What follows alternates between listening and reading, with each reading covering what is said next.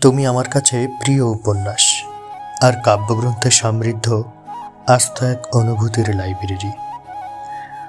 প্রতিদিন নিয়ম করে তোমাকে সাজাই, আবারও এলোমেলো করি। আমার সারাবেলা সারাক্ষণ তোমাতেই আবদ্ধ।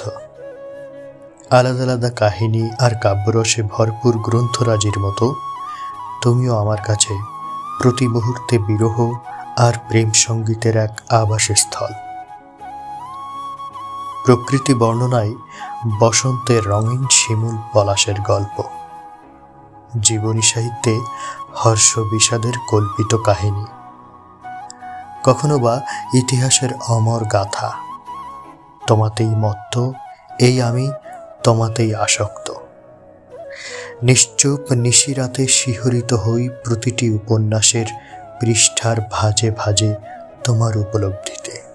তোমায় ছুঁয়ে ছুঁয়ে সারা বেলার ক্লান্তিগুলো কেটে যায় নিমেষেই। এভাবেই একদিন গভীরভাবে ভালোবেসে ফেলেছিলাম তোমায়। তাই তো বর্ষণমুখর সন্ধ্যা কিংবা রৌদ্রময় দিনে তোমায় জড়িয়ে রাখি আমার উষ্ণ আলিঙ্গনে।